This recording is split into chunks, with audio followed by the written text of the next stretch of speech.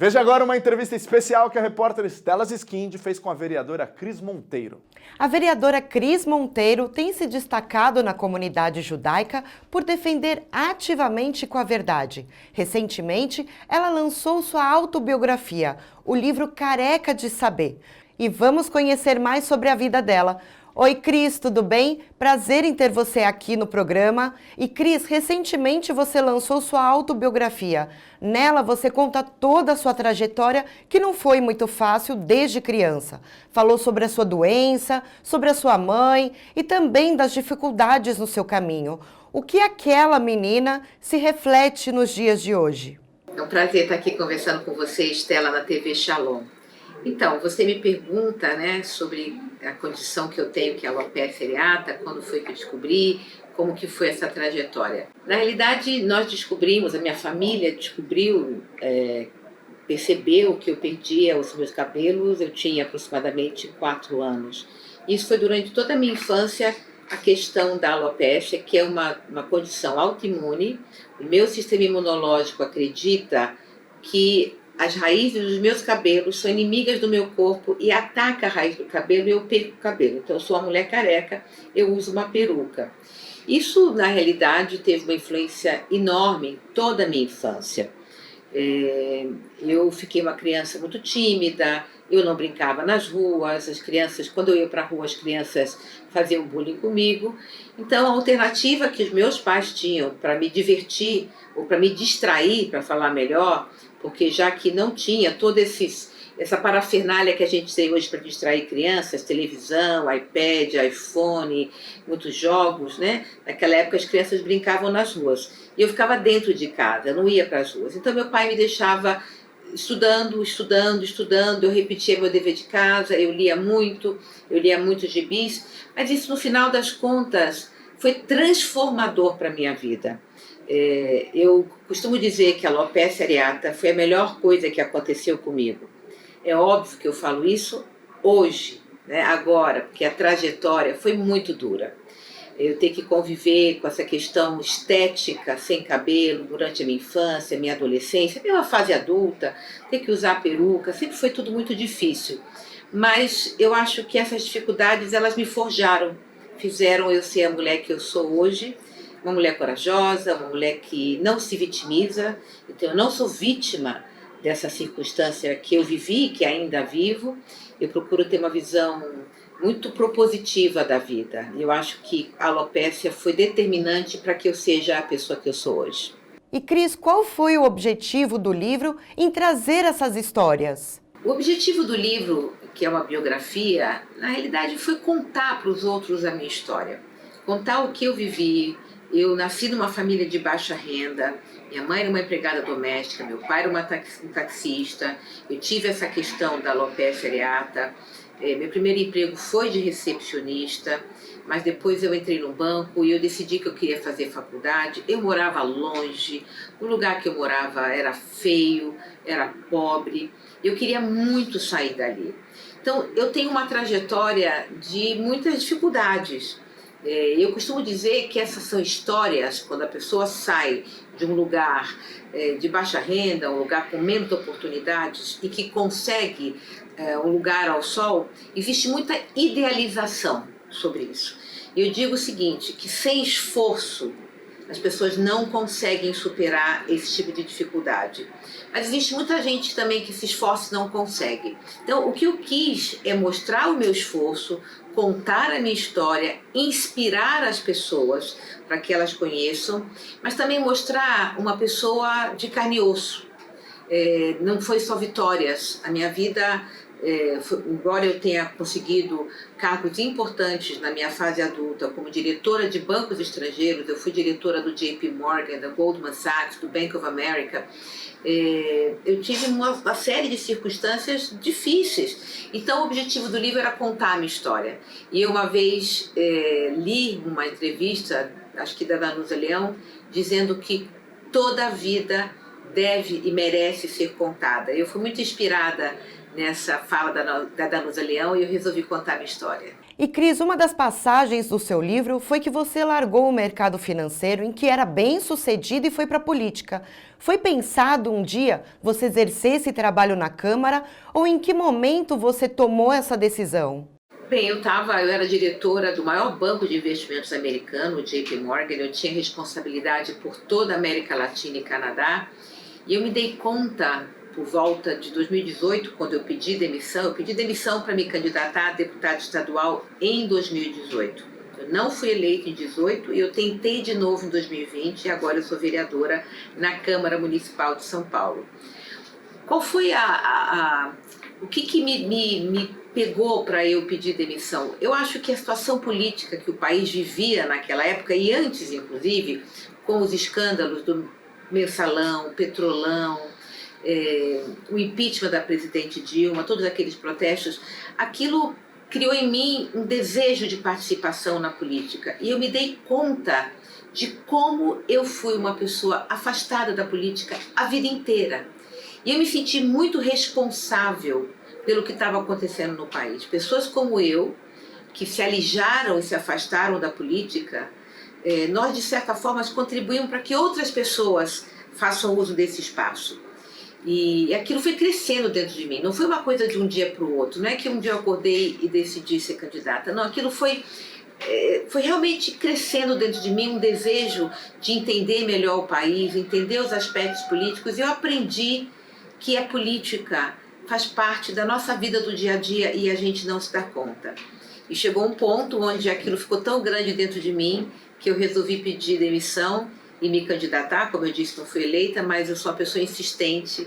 Eu insisti em 2020, eu fui bem sucedida e estou aqui agora como vereadora na Câmara Municipal de São Paulo. E Cris, há alguns anos que você está ao lado da comunidade judaica. Mesmo não sendo uma mulher judia, você sempre ajudou e participou ativamente dos assuntos relacionados. Qual é esse sentimento que existe dentro de você?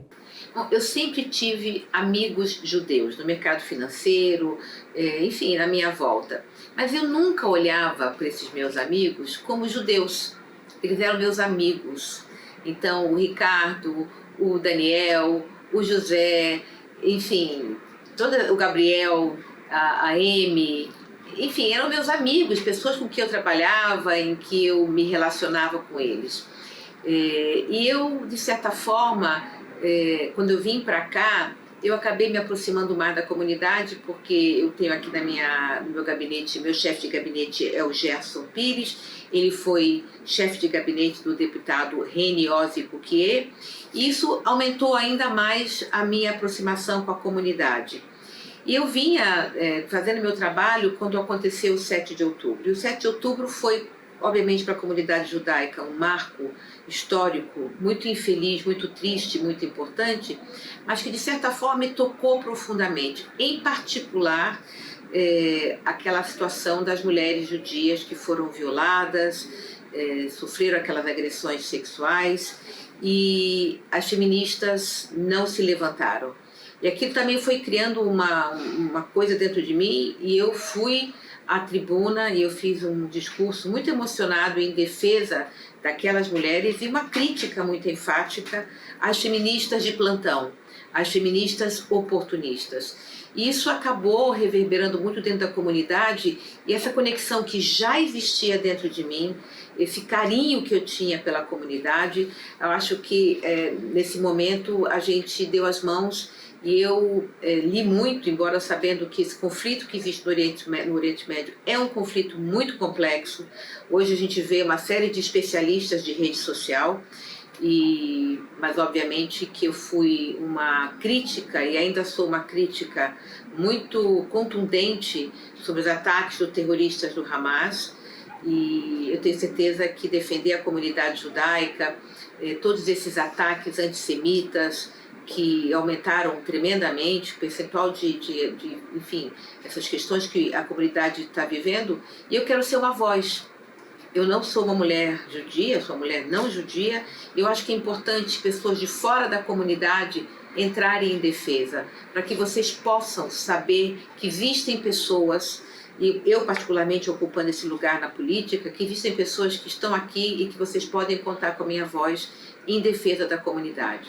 E quais foram os projetos que você fez voltado para a comunidade judaica? Eu acho que vale a pena também, Estela, eu mencionar para a sua audiência alguns dos projetos que eu, como vereadora, fiz relacionados, de certa forma, à comunidade. Então, eu tenho um projeto que proíbe que as escolas da cidade de São Paulo abordem o Holocausto de uma forma negacionista, ou seja, que seja feito algum tipo de revisionismo, né, histórico desse tema. Eu também tenho um projeto que estabelece o Dia Municipal em memória às vítimas do 7 de outubro, e eu nomeei esse projeto em homenagem ao Kfir Bibas, que é aquele bebezinho que foi sequestrado aos 10 meses de idade, né? Que é o refém mais jovem desse terrível acontecimento, né? Eu também fiz uma moção de repúdio às falas antissemitas do presidente Lula, e eu criei o Dia de Combate ao Antissemitismo e ao Fascismo, e eu também incluí no calendário oficial da cidade a festa Shalom SP. E eu já destinei 3 milhões de reais às várias organizações sociais ligadas à comunidade. Essa é uma forma que eu tenho para que a comunidade perceba que vocês têm uma parceira, que vocês têm uma voz aqui na Câmara Municipal de São Paulo. E Cris, soubemos de vários eventos anti-Israel que você evitou e lutou para mostrar a verdade. Muitas vezes você recebeu ameaças que não te calaram. Esses episódios em algum momento te fragilizaram? Eu acho que é importante a gente falar que tinha aqui na Câmara Municipal um evento que estava agendado para acontecer numa das salas da Câmara, que estava com o nome de Eventos para Discutir as Questões da Palestina. E quando eu fui investigar, junto com o meu gabinete, com meus assessores, sobre esse evento, eu descobri que, na realidade, era um evento com pessoas apoiadoras do Hamas. O logo do evento era o mapa de Israel todo pintado de vermelho, com a bandeira da Palestina. E eu levei esse evento ao presidente da Câmara e disse a ele que não poderia acontecer aqui na Casa da Democracia, na Casa do Povo Brasileiro. O presidente também fez um memorando a ele, requerendo que esse evento não acontecesse, e graças a Deus ele me ouviu e o evento foi cancelado, porque eu fui bem rápida, junto aqui com meus assessores, que são pessoas muito rápidas também. A gente identificou que esse evento não tinha nada a ver com discussões sobre a Palestina, mas na realidade eram com apoiadores do terrorismo do Hamas. De fato, venho recebendo ameaças bastante desagradáveis, e elas tiveram início quando eu votei favorável à privatização da Sabesp. No dia seguinte eu recebi muitas ofensas nas minhas redes sociais, e em seguida comecei a receber ameaças de estupro e de morte, e nesses e-mails, que eram muito descritivos de como que eu seria estuprada e como eu seria morta, fazia associação à minha ligação à comunidade judaica. Diziam que o fato de eu estar próxima à comunidade me fazia uma pessoa desprezível, entre outras coisas que eu acho que eu não preciso aqui mencionar as palavras tão difíceis, tão duras de serem lidas. Então eu fui, de certa forma, eu sofri ataques antissemitas sem ser uma mulher judia. Mas eu costumo dizer que eu sou uma mulher muito corajosa, e eu acho que essas pessoas que estão fazendo isso, na realidade, elas estão perdidas. Elas estão fazendo ameaças através de e-mails, e eu sou uma pessoa que sou muito convicta, né? Eu tenho as minhas convicções, e a minha convicção é que eu quero estar ao lado da comunidade judaica, porque eu sei que esse é o lado certo. Obrigada, Cris, pela entrevista, sucesso sempre, e obrigada por estar sempre ajudando a todos. Bom, por fim, eu só quero deixar uma última mensagem. Eu acho que eu já me referi de alguma forma ao longo dessa nossa entrevista, mas eu quero que a comunidade saiba que a comunidade tem uma voz aqui na Câmara Municipal. Eu desejo a paz para Israel, a paz para o Oriente Médio. Desejo que a gente tenha momentos futuros muito mais tranquilos do que esses que nós estamos vivendo nesse momento. E, mais uma vez, reiterar o meu total apoio à comunidade. Aqui vocês têm uma amiga.